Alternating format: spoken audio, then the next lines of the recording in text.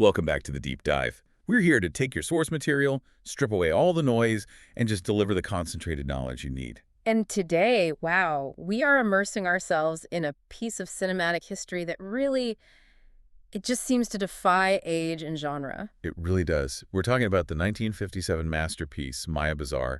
And this isn't just, a beloved film. It's a true cultural benchmark. Absolutely, a touchstone. So our mission today is pretty straightforward. We're going to give you a spoiler-safe, high-level, and reflective overview of this film's context, its themes, and really the mechanics behind its incredible multi-generational relevance. And our sources keep coming back to this one term, this frame for the work. Socio-fantasy. Exactly, socio-fantasy, not just fantasy. And that term, that's really our starting point. I mean, when a film from 1957 maintains its cultural vitality for over 60 years, crossing language barriers, staying fresh for completely new audiences, something fundamental is at work there. Yeah, it's not just nostalgia. No. So, okay, let's unpack this.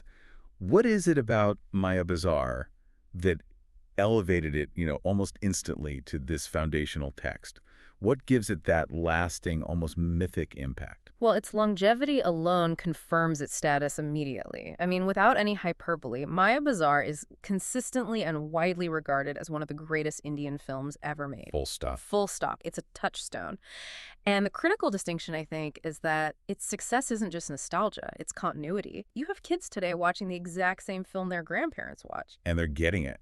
They're loving it. They're loving it. And the reason it resonates is intrinsic to why the story was crafted in the first place and how the execution managed to synthesize this high spectacle with really deep human emotion.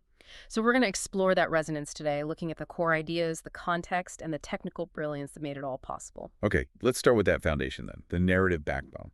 The film draws its inspiration from specific, really pivotal episodes within the ancient Indian epic, the Mahabharata. Right, a huge foundational text in its own right. And the main narrative here, it hinges on a love story. It's the eventual marriage of Abhimanyu, who is the son of the Pandava hero Arjuna and Sasireka. So it sounds like, a classic mythological drama. It does on the surface. But the sources we looked at, they emphasized that this romance is really just the high-stakes surface.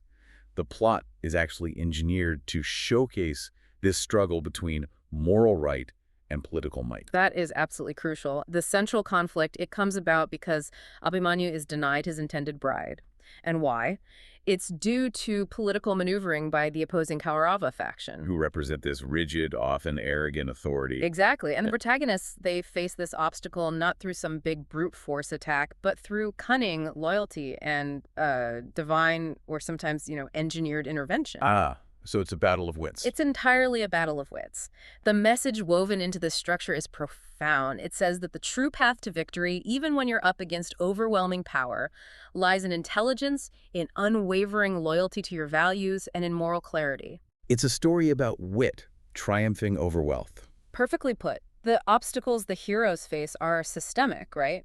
They're created by political cruelty and misunderstanding, which makes their ultimate success feel like this powerful moral and intellectual vindication for the audience.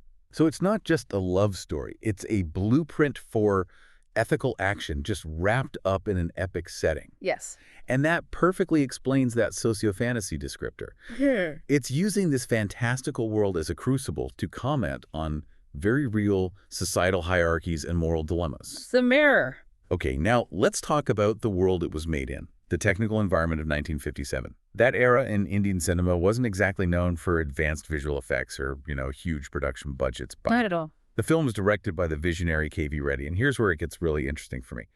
What specific elements made this film technically innovative when it came out? How did they sell this believable world of illusion? Well, the challenge facing Reddy and his team was just monumental. How do you bring the grandeur of the Mahabharata, which is full of flying chariots, magical transformations, divine beings, how do you bring that to life convincingly with mid-50s technology? Right. No CGI, no digital tools to fall back on. None. What they did was pioneer these ingenious, practical solutions. The sources all highlight the use of advanced optical printing and trick photography techniques like uh, matte painting and double exposure. The old school magic. The old school magic, exactly. They used it to create the illusion of these sprawling palaces and magical events, like the famous sequence with the Gakot transformations. These were absolutely state-of-the-art cinematic illusions for India at that time. So the visual effects were achieved through this kind of cinematic sleight of hand, the Maya, which, wow, that actually reinforces the title, Mayabazar or Market of Illusion. Oh, that's a beautiful connection. That's a great connection between the technique and the theme itself. It is, precisely. And that combination of sophisticated optical work, coupled with these incredibly imaginative and just massive set designs, it elevated the storytelling. They didn't just use effects for flash. The special effects were narrative tools. They were used to facilitate the deception and ultimately the strategic moral victory. And that attention to detail, that storytelling integrity, it paid off immediately. It wasn't just a financial success. Oh, it became the gold standard instantly. Because this perfect synthesis of technical prowess, creating a completely believable fantasy world and a deeply resonant narrative structure, Mayabazar just immediately set the benchmark for fantasy, for mythological, and for family cinema within Telugu film history. So other filmmakers saw what was possible. They did. Filmmakers across the region understood that spectacle alone wasn't enough. The spectacle had to be grounded in character and, most importantly, in ethical stakes.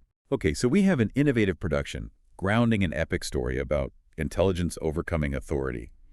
I think we need to move beyond the production specifics now and dive into the thematic substance, the so what of it all. Yes. We know the film champions wisdom, but let's synthesize the core message for our listener. What are the central ethical takeaways distilled from this epic adaptation? The central philosophy the film articulates is crystal clear. Ethical depth will always, always outweigh military or physical might. It champions wisdom, resourcefulness, and collective action. But, this is the crucial part, it achieves all this without ever feeling preachy. How does it manage that? It's the film's approach to its source material, to mythology. That's the key mechanism. It doesn't treat the Mahabharata as some strict religious text or a historical document. It's not a sermon. Not at all. Instead, mythology is used purely as a spectacular, familiar, and relatable narrative canvas. It's a stage upon which to explore universal human values. The focus shifts from the divine intervention to the human qualities, loyalty, resourcefulness, moral courage, that make the final victory actually mean something. I think we need to linger on that cultural function for a moment, because if we connect this to the bigger picture, this kind of adaptation isn't unique to Mayabazar, is it? It's part of a much older literary tradition. It is absolutely rooted in a timeless tradition of cultural storytelling in India. Indian folklore, epics, mythology, they have historically served as the primary vehicles for communicating social values and moral lessons. And these stories aren't static. Not at all. They're not static. They're constantly being adapted, retold, recontextualized across centuries to suit contemporary social needs and cultural sensibilities. And Mayabazar is just continuing that tradition in a new medium. In a modern medium cinema, Yeah. exactly. By treating mythology as this living, adaptable form of cultural storytelling, it ensures that the ethical principles, like the importance of collaboration, of ethical conduct, of responsibility, they remain fresh and relevant, even when filtered through 1957 technology. It's a mirror held up to the audience, reflecting these timeless human values. That cultural context is so vital. It explains the film's self-renewing relevance. It means the film is part of an ongoing conversation about ethics, not just some fixed historical lecture. Precisely. So if that adaptive use of mythology is the mechanism, let's analyze the end result.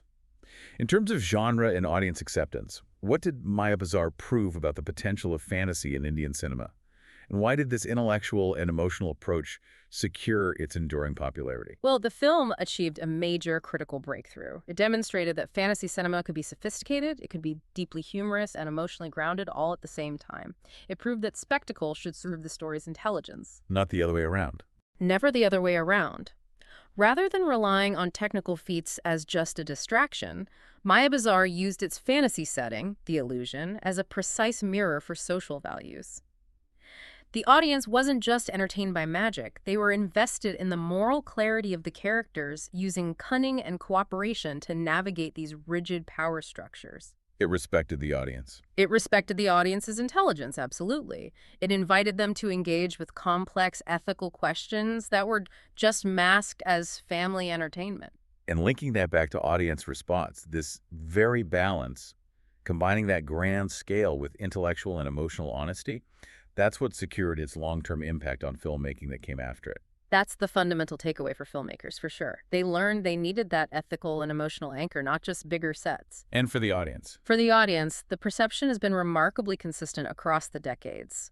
It's seen as a film where simply good storytelling never ages, because the human dilemmas, loyalty, justice, standing up to rigid authority, those are timeless. So every new generation finds something in it.